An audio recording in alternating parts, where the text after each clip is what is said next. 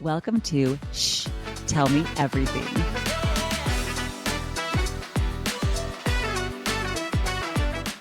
Okay, welcome everyone today to another episode of Shh, Tell Me Everything. And I'm excited to be joined here by my friend Tyler Jensen, who is quite amazing. We're going to let Tyler introduce himself here in a second and then ask him to share one of his secrets that's made all the difference in his life. So, Tyler, just introduce yourself first and tell us more about you.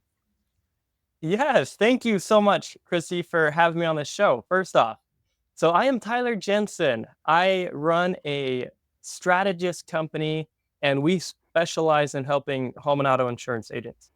And so what we've created is 4 pillars of top performance and how agents can apply that into their life and their business to see greater results, have a greater purpose, and run a better business with an amazing culture. A little bit about me: been in the industry for a decade, trained over 200 agents. I'm a certified insurance counselor, certified personal risk manager, and was actually just named Insurance Business Magazine's 2024 Rising Star of the Year. Woohoo! Good job Um, on that. That's amazing. yeah, and I love, really, all that aside, I love helping people.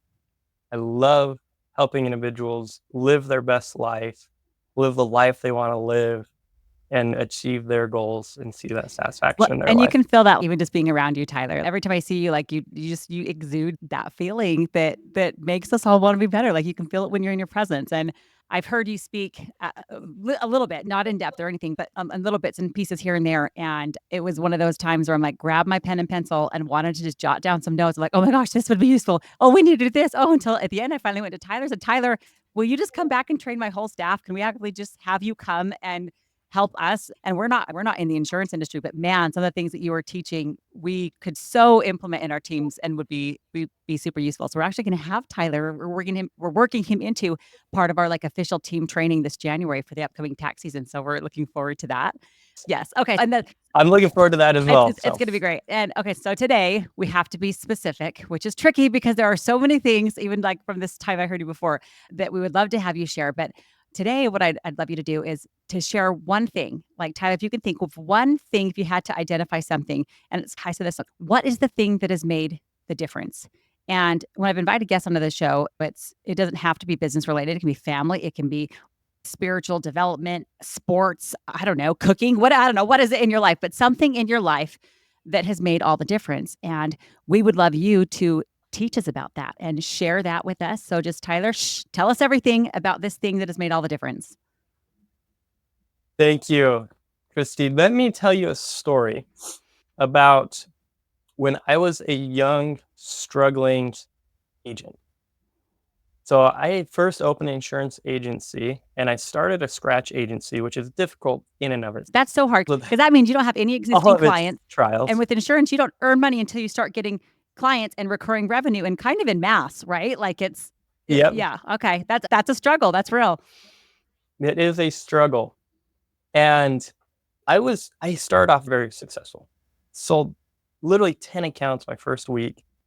Not normal. Very good. Started like hitting the ground running. It was, for your agent, that was really good. That's 10 actual Yeah. households within the first week. And I was like, oh, I can do this. This is great. And then all of a sudden I had my first objection. And it was, your price is too high. And I didn't close the sale. And then all of a sudden I got cascaded with other objections. And I remember sitting in an appointment, and somebody asked me a question about insurance, and I had no idea what they were even talking about. Oh, I've I felt been like a there. total fraud. I'm like, I don't even know what you said. I don't even know what word you said. And then I came to this realization, and it was, my wife set up our own insurance policy. We got married. What am I doing in the insurance industry?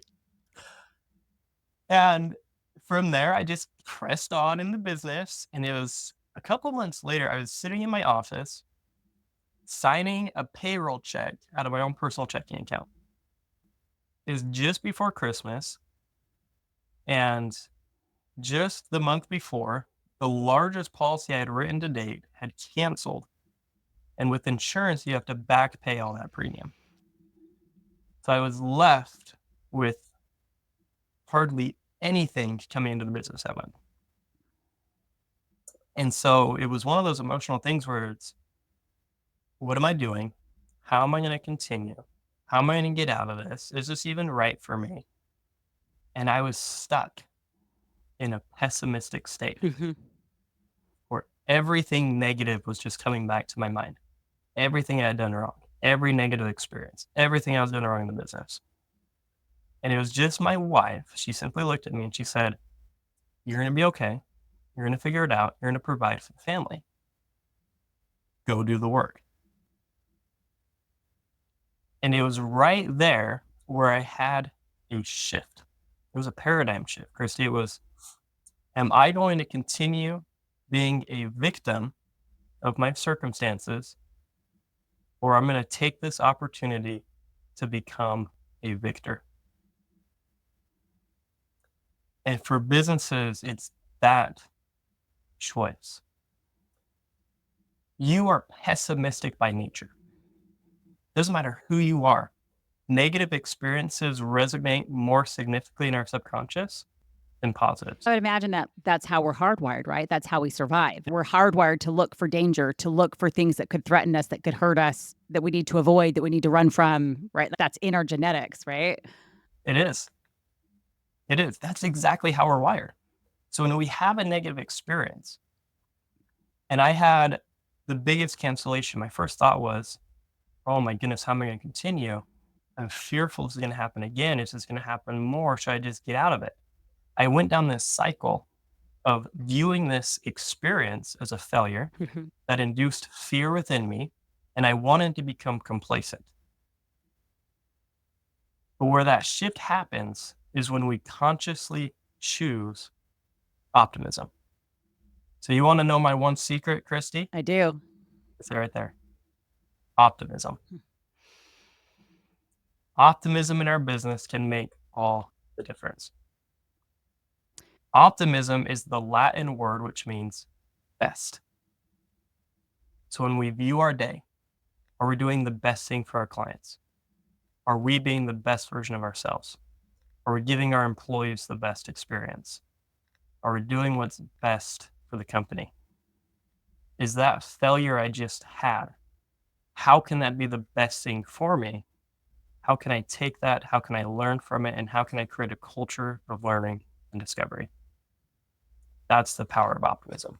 And I love it. Like, I feel like it's threaded so much into a lot of business books you read and business podcasts and things you listen to. They don't necessarily call it optimism, but it's optimism, right? Like it's that ability to look at the situation and decide that things are going to be okay and that this is something that's going to help growth and not ultimately hurt you, right? That this terrible thing that's happened is actually okay. We're going to learn a lot. Oh, we're going to learn a lot from this, and it's something good can happen from it. And I know you felt that too, because you felt it in your life too. And like when you feel like there's no hope, whether it's with a big thing or a small thing, like everything's stuck, and it seems things get worse and worse. And I don't know about you, but like I said, so my kids, like one kid who is like the best day ever, and the other kid who it's the exact same day, and it's the worst day ever every day. Like it can be the exact same circumstances, but is it's how we're perceiving it. I feel like this is like something that I'm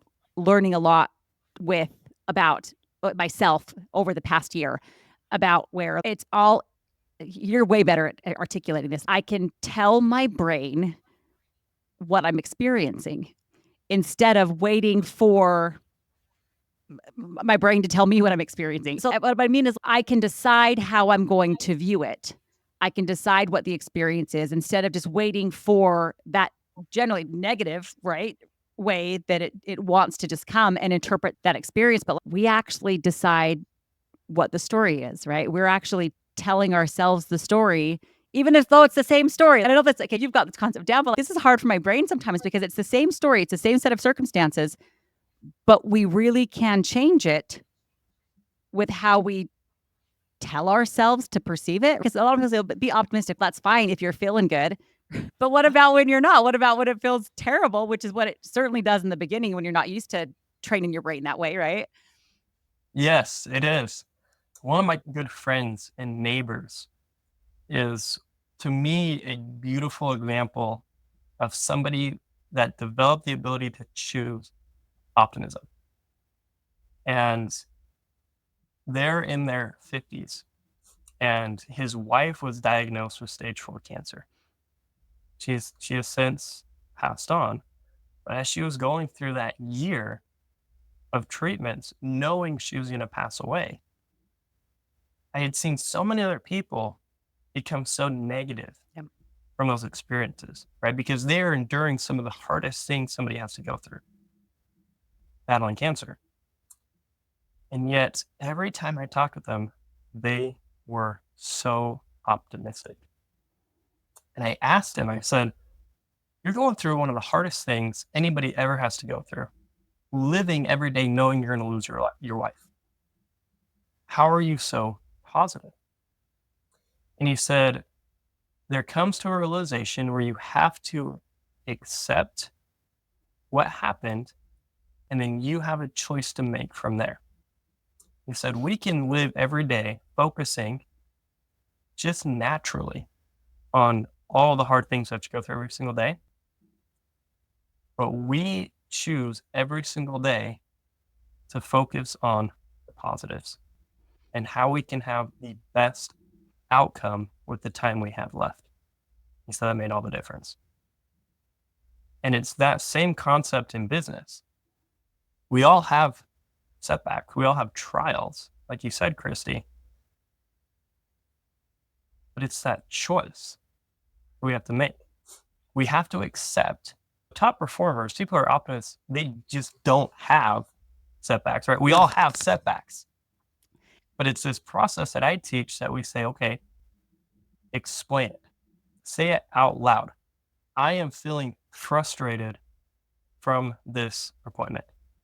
I didn't close that deal. That made me frustrated. By saying it out loud, you're literally taking the image of your brain and you're expressing it. And the thing about our brain is it works like an old movie reel. It's like where the images just flashes. We can only have one thing on our brain at a time.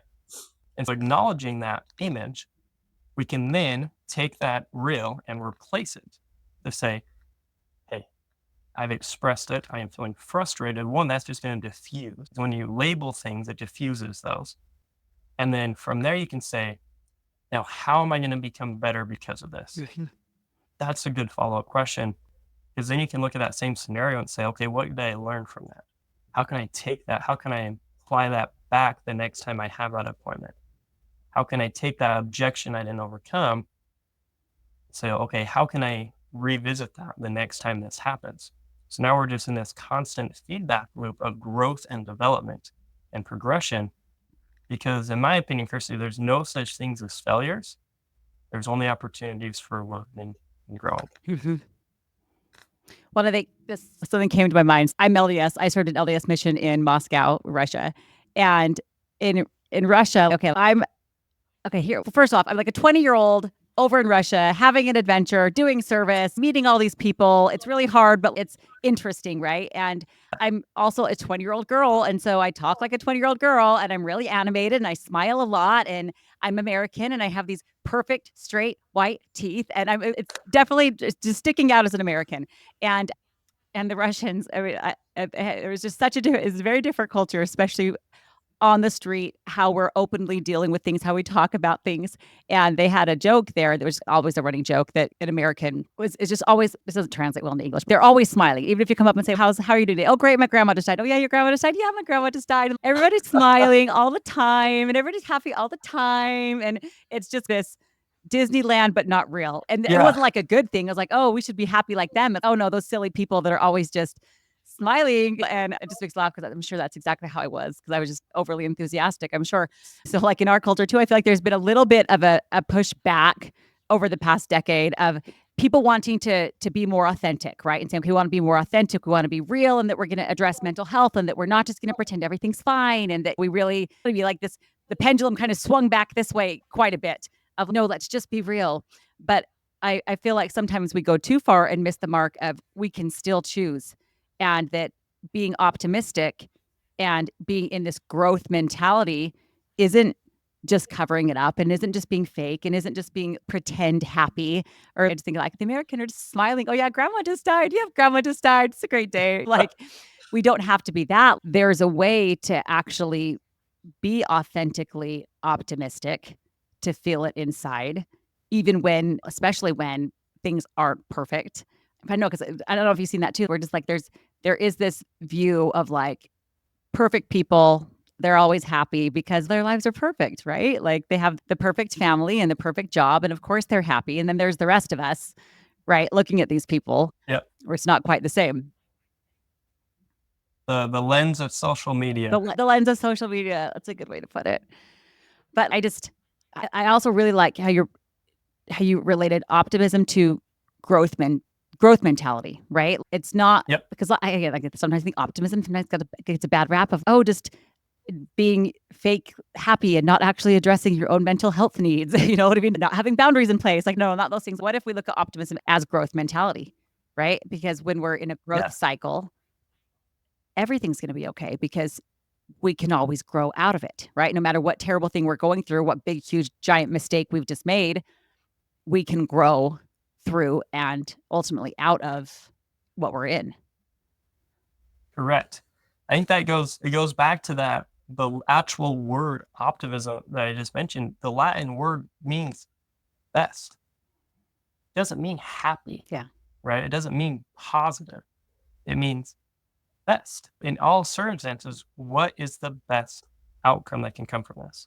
The event already happened. We already had that trial. We already had that setback. So how can this be the best thing for me? And it's that growth, it's that mindset to say, how do I become better because of this? And that concept alone applies to a lot of businesses, because oftentimes even with employees, they get in this same cycle where it's like, oh, I did something wrong, or I had this failure. I don't want to do it again. Or I get call reluctance. I'm just going to be complacent.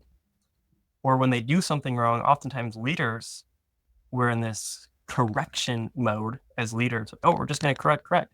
But that doesn't help the problem. What really helps the problem is when we create that culture of learning and discovery, because your employees are just not going to not make mistakes. Mm-hmm. Employees are going to make mistakes, but it's, do we have a culture for them to learn, improve, and develop so they can live their best life? If they don't feel optimistic working for us, they're going to leave, right? So how do we have a culture for them to learn and develop and feel successful? And as a leader, that's another great avenue to say, how do we have an optimistic business? What areas are we being complacent? What areas are my employees struggling to bounce back after these certain things? And how can I change that mindset? How can I help them learn and develop and apply things back into our systems? That reminds me, have you read Simon Sinek's Leaders Eat Last? I don't know if you've read that one. It's a good one. If not, it's I probably have not. No, I have a couple Simon Sinek's on there, but I have not read that throw one. it, No. throw it on the list. And as Yeah. I was listening to it this time, I was like, oh, maybe I've listened to this one before. Or they tell the same stories in different. You've heard the stories before, but he talks there too about creating this culture where it's safe to fail in the work environment. Because if it's not safe to fail and safe to do something wrong, guess what? People still do things wrong, but now they're just Yep. not going to tell you about them, or they're not going to confront them, and they're going to be depressed and frustrated. And there's such a big fear of, if I've done something wrong, and I'm going to have to tell somebody that I've done something wrong, and then now my worth, now I'm going to be worried about my job, and I'm going to maybe lose my job, and all these things. And so we as people start like grappling and being competitive and trying to hang on to things and being secretive and trying to not think about the best of everybody in the company, but just protection, right? We go into this protection Yep. mode if we're not safe. But I didn't think about it as a piece of like optimism, right? We've got to be safe to fail. Otherwise, it spirals us into that opposite, right? That negative and opposite competitive type zone. Yes, absolutely. I love this practice that I teach leaders is good ideas can come from anyone Mhm. and anywhere. And be the leader willing to say, can this be the best thing for the company? And let that employee express those. But here's the thing they have to do as a leader. If it goes well, all of the praise and success goes to that employee. Mhm.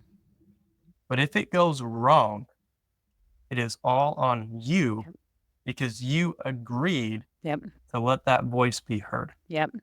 because then it negates that fear to say, oh, it's all going to come back on me as the employee. So people don't want to share their ideas. Yeah. But when we have that mindset of, no, it's going to be on me if this goes wrong, we're going to take it as a team, we're going to learn from it, and we're going to move past, we're going to develop. Because then you, as the leader, you can take away that feeling of failure from the employee. Mhm. So that way, more ideas can thrive, more ideas can come to the surface. People have that ability and that want to express new ideas and the best outcome, right? They think you're going to create this culture for your employees to start thinking, how can what I do be the best thing for the company? How can what I do is the best thing for the employee? Because when they start giving their best self, you're going to have a better company. When they're living their best life, when they have this feeling of value and worth, being able to see success in their own life, they're going to give more to you as a business owner.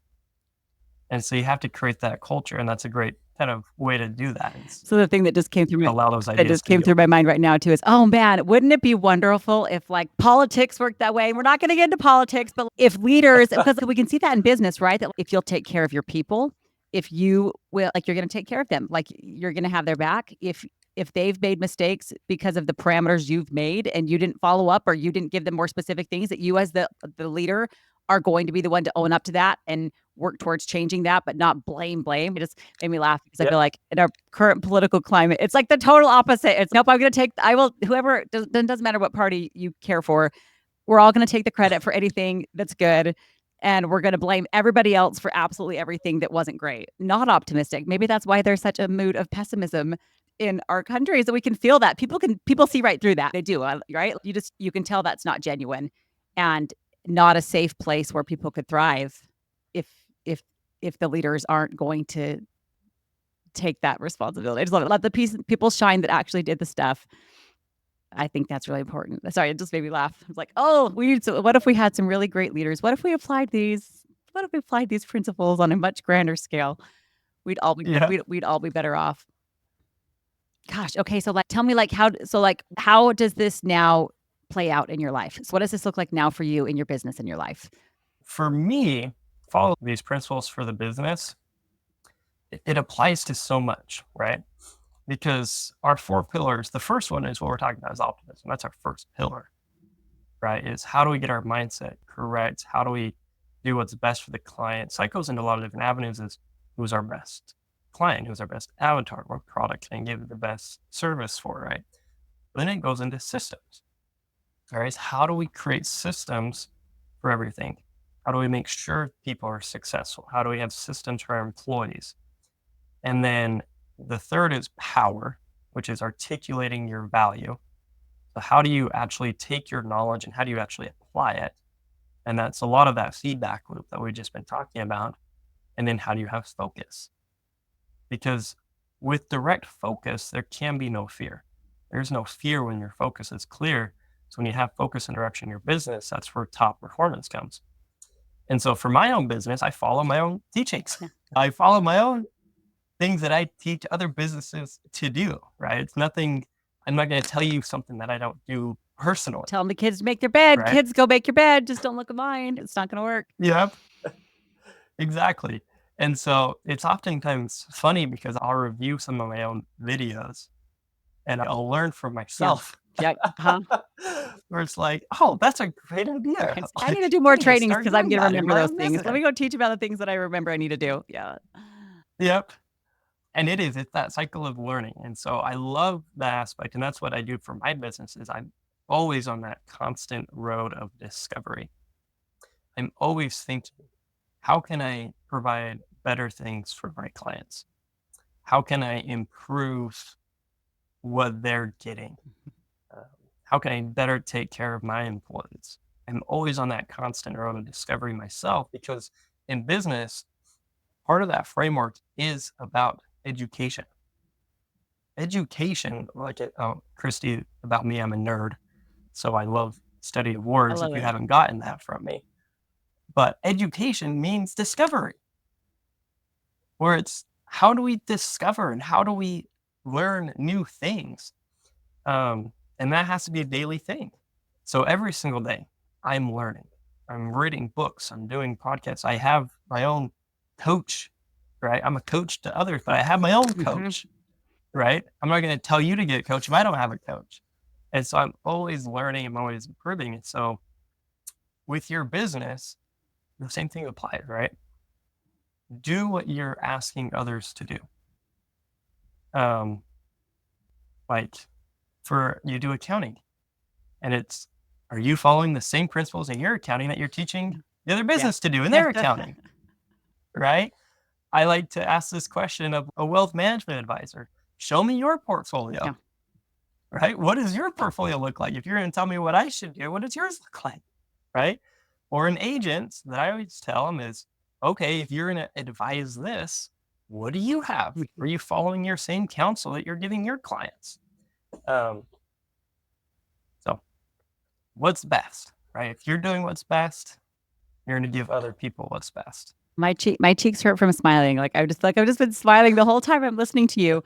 Great things to think about. And I'm going to think about this too. There's just the secret really is optimism.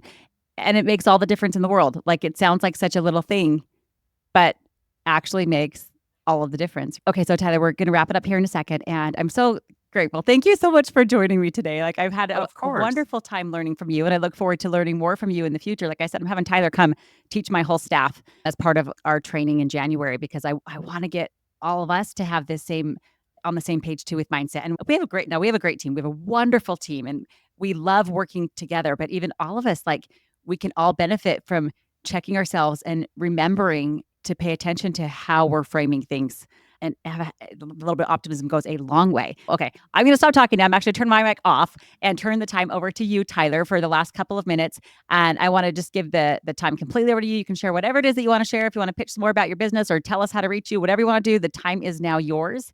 And then we'll wrap up. Thanks, Tyler. Awesome. Thank you, Kristy. Once again, thank you so much for having me on the show. This has been wonderful. Yeah. So if you want to follow me, Tyler J. Jensen, that's the easiest way. TylerJJensen.com. All of our social media handles are Tyler G. Jensen as well. So Instagram, you can follow us there. We do post a lot of content. And as a gift for listening to us, we do have a free masterclass I want to give you. And it's going to help you derive your focus, which is that fourth pillar we talked about. It's all on goal setting. So how can you set better goals within your business, with your staff, and how do you create a better culture of seeing success from goal setting and not failures? And so it ties more into that optimistic goal setting that you can take part in. But yeah, I love working with this. And we specialize, I would say our specialty is home and auto insurance agents. That's who we specialize in because that's my background. That's who I've served for the last decade. So that's a little bit about me, how we can stay connected, follow us on social, and take part in that masterclass. Great. Thank you so much, Tyler. And thank you, everybody, for joining us. And we'll see you next time on Shh, Tell Me Everything. Thank you for tuning in to an episode of Shh, Tell Me Everything. This podcast is proudly hosted by PackTax and produced by Techne Innovations. We drop new episodes 4 times a month, so be sure to subscribe and never miss out. See you next time, and keep those secrets coming.